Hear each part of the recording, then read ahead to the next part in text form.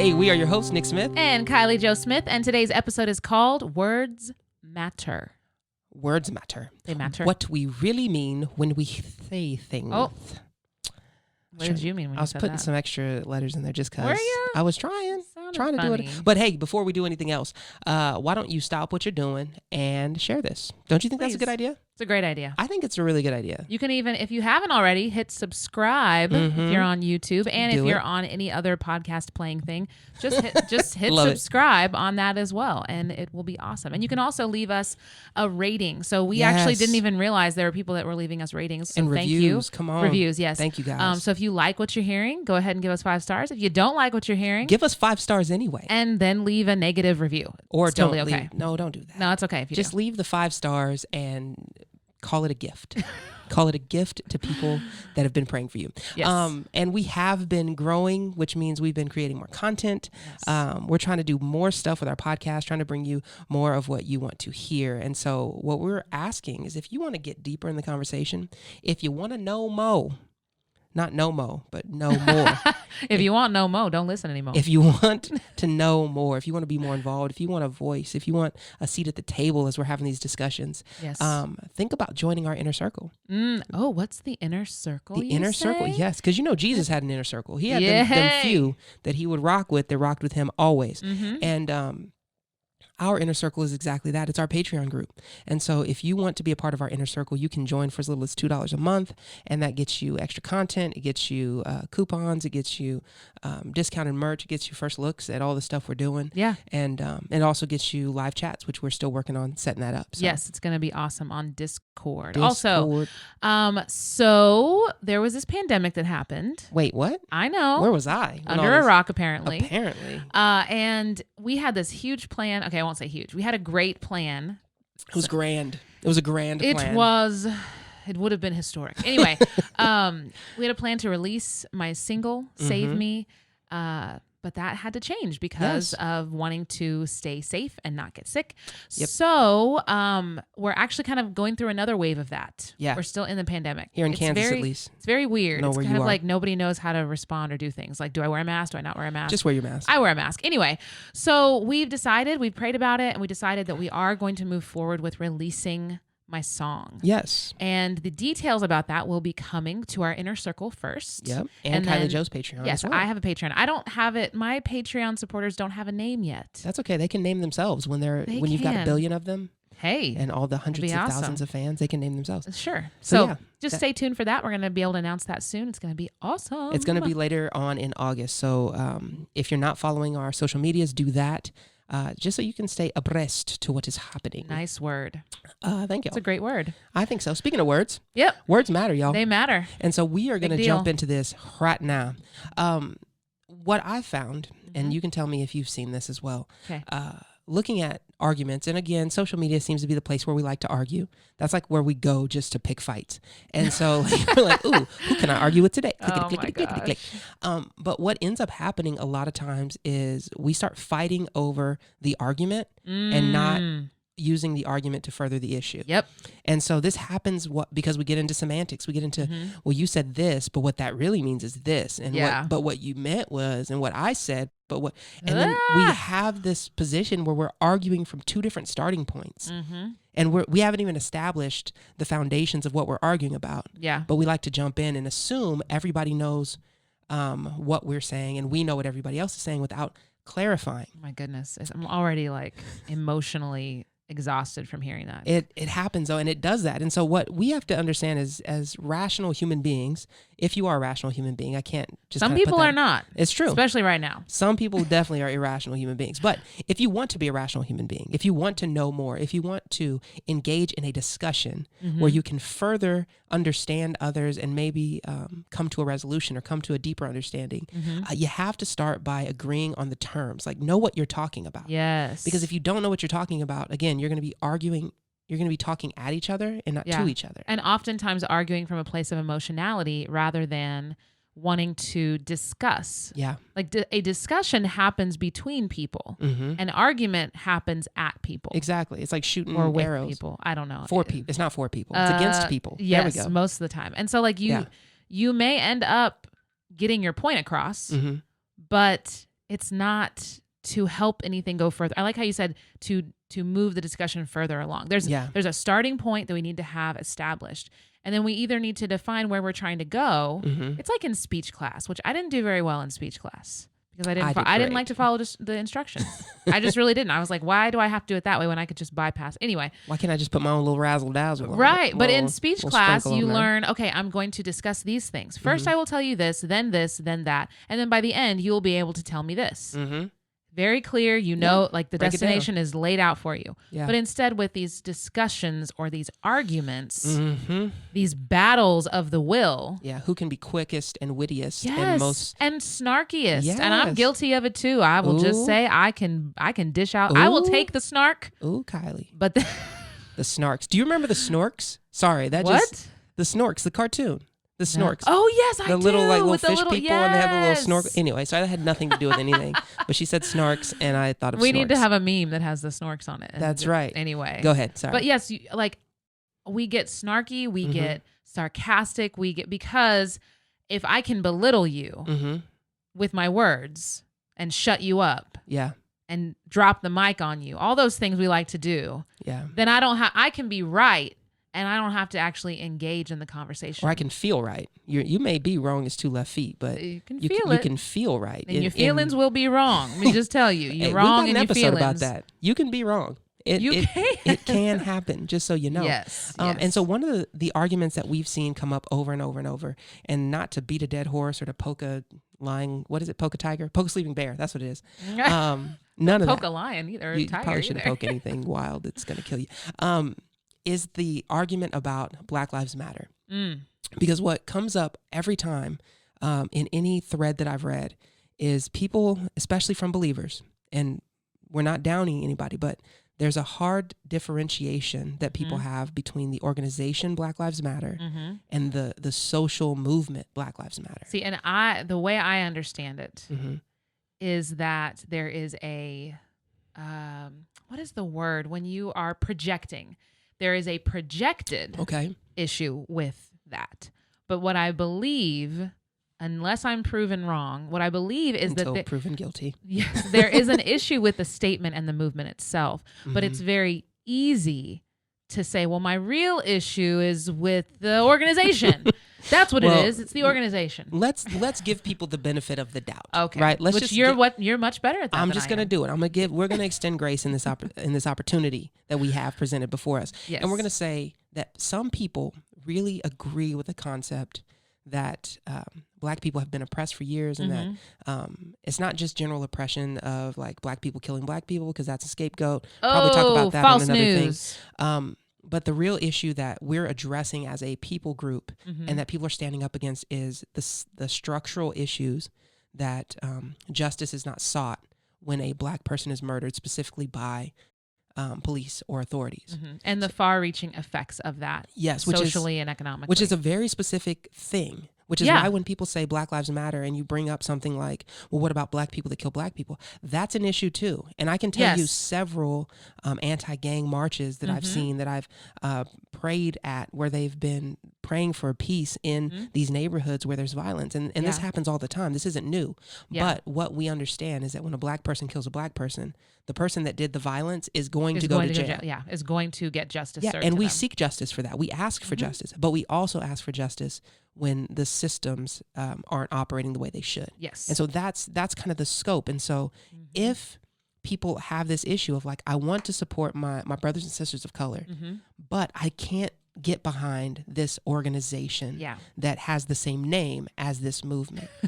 It's a great name. It's very clever. And honestly, the hashtag, I believe, looking back, the hashtag came before the formal organization of BLM. It did. And so because the truth was there before the group was like, this is great marketing. Let's just jump on this. It should be yellow and black. Yeah. Black and yellow. Black and yellow, black and... Sorry, that's a song. Oh, goodness. So what we're seeing is the argument about the organization. So we want to talk a little bit about the organization, about what we've... And again, basic research, y'all. And by research, we mean Google or typing in the address of a website. It's very easy to find information for yourself. And that's something that along the same lines of words mattering, information matters. Yeah. Your source does matter. Your source matters. And so we'll talk about that a little bit later. But yeah, do you want me to read some of this? Jump on into it. Jump on in. First, okay, so let me find it. All I did was I went to the website. I clicked on. You're talking about the BLM organization. Talking about the Black Lives Matter organization, blacklivesmatter.com. Very simple to find, very easy.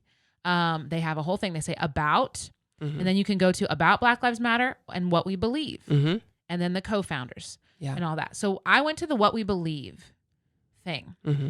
Now I'm just going to read some snippets. Okay. Black Lives Matter began as a call to action in response to state-sanctioned violence and anti-Black racism. Our intention from the very beginning was to connect Black people from all over the world who have a shared desire for justice and to act together in their communities.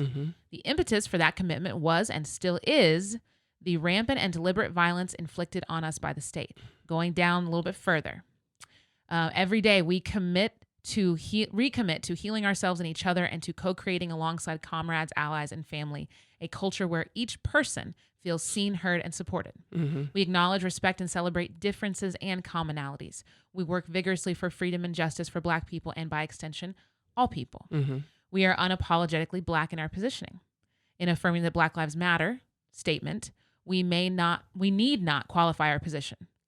Let's see, keep going. We are self-reflexive and do the work required to dismantle privilege and uplift all these things. And there is, I'm skipping through the language about sexuality because I know that that's a specific thing that is a trigger for many people. But here we go. We make our spaces family friendly and enable parents to fully participate with their children. We dismantle patriarchal practice that requires mothers to work double shifts so that they can mother in private, even as they participate in public justice work. We cultivate an intergenerational and communal network free from ageism. We believe that all people, regardless of age, show up with the capacity to lead and learn. We embody and practice justice, liberation, and peace in our engagements with one another. Now that, again, that's me skimming it and giving you like things that popped out. Well, sorry, go ahead. No, that's it. There's a couple things that popped out that I know people have issues with. One is the wording comrade, because this is what people have the largest issue with that I've noticed in our context where we minister, where we serve. People have an issue with the foundations of this organization being rooted in Marxism. And so what I want to express, again, from the beginning is you can differentiate between an organization and a movement. Statement, Not everybody who says Black Lives Matter supports the Black Lives Matter organization. Or the beliefs of the co-founders. Exactly. I have never purchased anything from them. I've never gone to their rallies. I've never done anything to support the organization Black Lives Matter. I do believe that a lot of the stuff that they're doing is good. I do believe that the movement, the social movement to which they got their name, is an awesome movement. But you have to understand when you're looking at the foundations of this organization, and yes, the founders have been quoted as saying they are Marxist in their ideology. Yes, that's where they stand. That sets up a boundary for people. Like, I can't support this group because their foundation is off. And so when you build on a crooked foundation, you're gonna have a crooked building, right? That's what we call a structural issue versus a systemic issue where you design the building with flaws. This is where you try to design the building good, but it's got an off base. And so the structure is off. And so we see that people have issues jumping on board with organizations that have structural issues. But one of the things sometimes. Exactly. I was just going to say, one of the things we noticed was people's cognitive dissonance. Yes. So I'm going to read to you a similar thing of like what we believe from another organization. I'm going to try to leave out the language that like gives away what the organization is before. Ooh, I'm excited. So, what is this? There's a fulfillment unlike any other that comes from working alongside like-minded individuals to achieve a common purpose. Common socialism. There is joy in delivering something at the highest professional level and bringing to life the world's most exciting thing, an entertainment experience. Okay. We know we are better together, and teamwork is something we thrive off of. Makes the dream work. Okay. Gotcha. We don't take this responsibility lightly, and we hope you don't either. We hope you'll consider joining us on your professional journey at a company unlike any other. Now, their core values: respect, everyone matters. Wait, what? That's socialism. Go ahead. Everyone matters. Everyone contributes. We celebrate diverse opinions and perspectives. We honor hard work and commitment. Every contribution makes us better. Integrity. We always look to make the right call. We do the right thing when no one is looking, and even if it's unpopular when they are looking. There we go. We Integrity. demand accountability, and we expect fair play. Responsibility. Nobody knows what it is. Right. Responsibility. Our communities see themselves in us, and we see ourselves in them. Whoa, that's weird. No matter how much we accomplish, no matter how successful we are, no one is bigger than the game. Okay. Entertainment, game, together, teamwork. We said Chick-fil-A. No, what is it? Tell us. It's the NFL. Oh, okay. The NFL. You can go on the NFL's it. website and you can find out who they are. And so we look at that organization. Mm-hmm. Most of us are familiar with football in America. Like we love it. Also another big issue right now with the renaming of the Redskins, but that's another issue. Yes, but as far as the game goes, and it's something we miss right now, being able to go to a game and watch it and cheer on our favorite team. Yeah. Now, foundationally, these are great ideals. Some of them are similar to what the Black Lives Matter movement says. However, if you look at some of the things that NFL players have done in the history, that things that have been overlooked, things that people who have owned teams have said, yes, things that, foundationally how it was segregated, there's all sorts of stuff that you can look at. The way that players have been allowed to treat their spouses, yes, and drug abuse, and break up the family structure. Yeah, these are things we overlook but it's football. Because you can't look at the bad apples. Right, you can't judge. But we forget the whole thing. The whole saying, right? Lest a few bad apples spoil the bunch. Just saying. In other words, the few do need to be taken care of. Yes. So this cognitive dissonance, we have this mindset of we can't support this organization because of its foundations. Yet we make exceptions. Yeah, there are many other things that we will accept. I remember in the 90s, I used to love going to Jack in the Box. I used to love getting a jumbo jack because it was cheap too. It was like $1, and I was a kid, and I could always scrape up $1 somewhere. So I'd give me a jumbo jack and be ready. And I remember my mom telling me at some point, hey, Jack in the Box supports apartheid. Well, I didn't know what that was. I was a kid, and I was like, oh, well, their food's delicious, so I'm gonna eat their food. I don't know. I don't care what they support. Food tastes good. And so it came out hey, the founders of Jack in the Box are actually supporting the anti-Black government of South Africa. Yeah. And there are people that in that season, they don't care because they want that jumbo jack. They needed. And because they don't feel the effects 2 tacos for $1. Nobody over here was feeling the effects of apartheid. Yeah. Socially. Yeah. And so this cognitive dissonance of okay, I can disassociate from the actual issue because it's based on my preference. I can't reconcile that this and this are connected, so I'm going to focus on this and not this. Yep. We pick and choose when to stand on our foundations, when to stand on morals, and so we have to really, as a people, you have to, if you're talking about the BLM movement versus the organization, you have to examine what is it that you're really upset about. Yeah. Because are you upset that the founders were trained as Marxists, right? The founders are socialists. Right. Let's just throw it out there. Be upset about that. But if you look at the fruit of their work, they're trying to bring justice to people. Yeah. And they're trying to bring in an awareness. And for my Christian brothers and sisters, I heard this awesome sermon, and it pointed this out.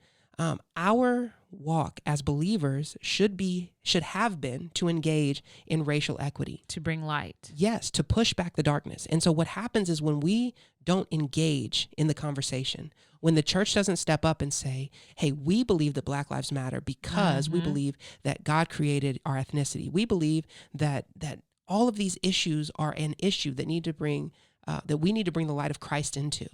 And when we pick up the torch and run, then we don't leave room for Marxist ideology. Then we don't leave room for negativity, for things that are counter-Christian. But what happens is we relinquish ourselves from these places. And then when when it steps in, we say, well, I can't support that cause now because there's darkness. Well, church, the only reason the darkness is there is because you haven't penetrated it with light. Because you ain't stepped in. And so, yes, of course, there are many things about the organization that we could all look at and say, yeah, I don't agree with that. Or the biggest argument I've heard is it's not overtly Christian.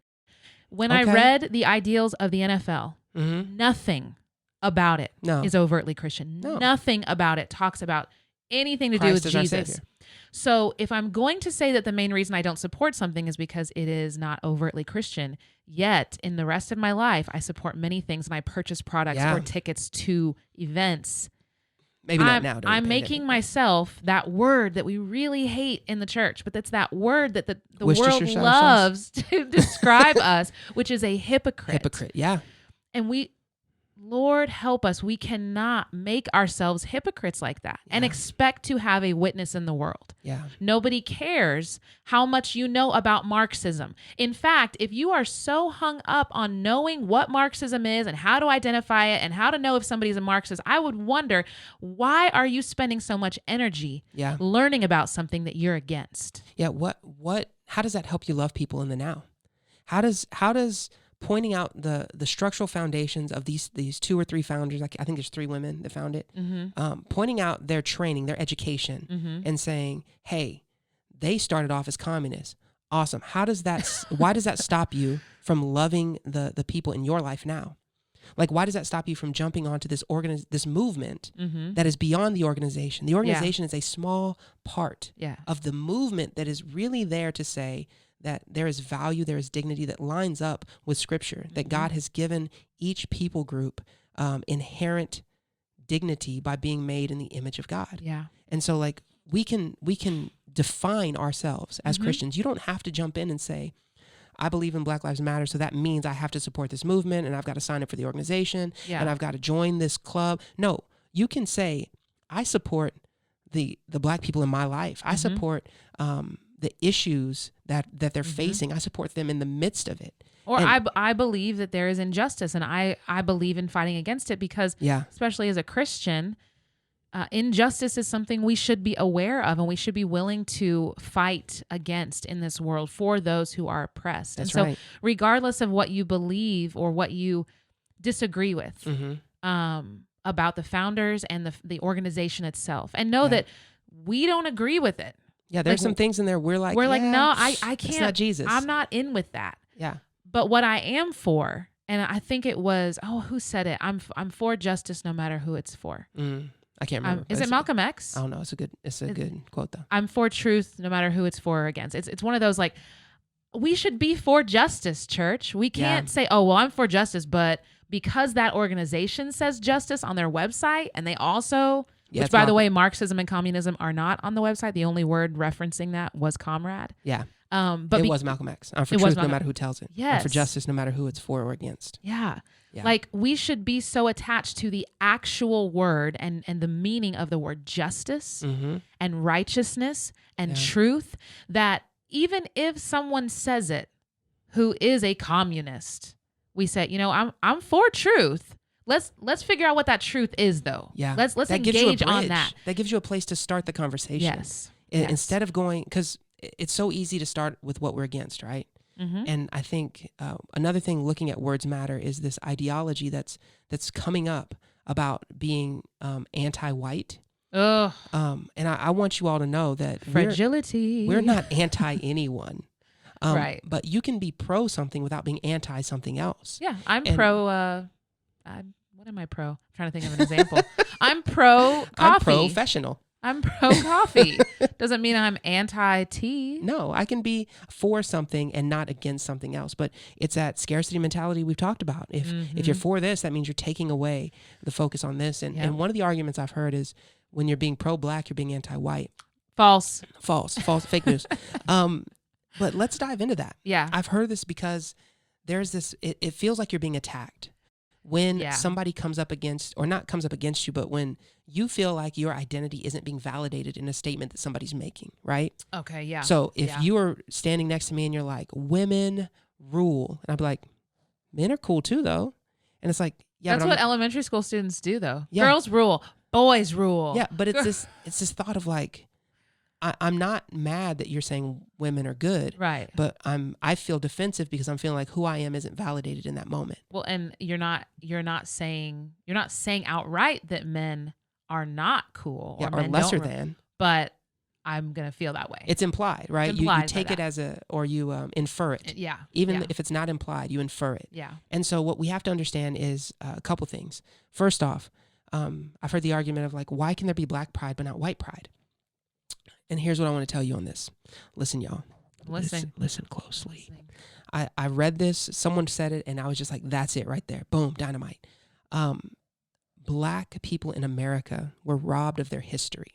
And so I can only trace the Black side of my family back as far as the plantation that they came to. Like, I don't know what country, what nationality they were before they got to America. What country? Wait, they're from Africa. Africa is a continent, just so y'all know. With multiple countries. Multiple countries. I can't trace them back to a tribe through history books, right? You can probably do the DNA testing and that might be able to help. You can. It's ridiculously expensive. Right? Yeah. And they're probably trying to clone you. I'm just playing. So when people in America are saying they're proud of being Black, what they're saying is the only history I have. I can't say I'm a proud Nigerian. I can't say I'm a proud Tanzanian. I can't say I'm proud of my Kenyan heritage because I don't know that. All I know is I'm proud of this nationality that was formed by a conglomeration of Africans from different parts of the continent of Africa. Yeah. And so I can say I'm proud of being Black because I don't know anymore. Yeah, that's That's the extent of it. White people, 9 times out of 10, you can trace your last name back. Yeah. Like our last name's Smith. I can trace that back to English. Yeah. Like, so I can, if there was an English parade, I'm sure we could be like, hey, proud of my English heritage. Yep. That's awesome. Yeah. There's Italian heritage. There's Portuguese heritage. German, Swiss. Swedish. We live in the German capital of Kansas in our area. And so, yeah, people are proud of their German heritage and nobody looks at them and is like, you're racist for being proud of Germany. No, that's not racist. No. You can be proud of your heritage. But when you say I'm proud to be white, what you're saying is it doesn't matter where I come from as a country. I'm proud that my skin is lighter than yours. Yeah. Whereas if we knew what our actual ethnic heritage was, it's easy to, instead of saying I'm proud to be Black, it's like I'm proud to be, Swahili. Yeah. And let's get back to the word pride, just because I know that one hangs people up as well. Yes. So in Christianity, we understand that pride is sin. That taking this like ownership and wielding it, and arrogance. An arrogance about who you are or what you do. That is not Christ, because we're supposed to take Jesus as our identity, right? Yeah. So we're not proud. It's not a prideful thing, but it is we're grateful. Yeah. And we are accepting of it, and we do relish in the grace and the righteousness that we've been given through Jesus Christ. So as far as pride goes, as believers, we understand, well, yeah, we don't have pride in something. Yeah, it's not worldly pride, but we're using a worldly word to get something across. Exactly. As Christians, again, we're not like, well, I'm so proud of this, and no, you're not arrogant, and you're not what is it called? Puffing yourself up. Yeah. Hubris. Yeah. But you are acknowledging something good that God has given you. And at the same time that we say we shouldn't be prideful, and we will, again, recoil at the term Black pride. So many of our Christian brothers and sisters have no problem with patriotism, which is American pride, or nationalism, which is a type of pride. And so, again, looking at the words that we're using, we have to really begin to ask ourselves, what am I upset about? Exactly. Am I upset about the concept of pride being used? No, because I use it all the time. I'm proud to be an American. We say it. It's a song. It's a song. It is like a famous song that people love to sing by Lee Greenwood. Like we didn't know that. Yes, little short guy. So we will sing about being proud of our nationality, but yet when someone who is generally Black or Latino or Asian American, we will say, well, you can't be proud of that. Yeah. Why not? Yeah. Why is that not okay? Understand the wording. Understand where you're coming from with that, and why that makes a hypocritical argument. Exactly. So let's get into some practicalities. Woo, let's do it. We got a couple. So first one I'm going to give you, and it feels like we repeat the same advice over and over. Because it's the same stuff that we need to do whenever we're facing these issues. It's always an issue. And so here's something that we can do. One, ask clarifying questions. When somebody puts on, hashtag Black Lives Matter, message them, hey, what do you mean when you say Black Lives Matter? Do you mean the organization, or are you meaning the social movement? Yeah. And what do you mean by matter? Do you mean matters more?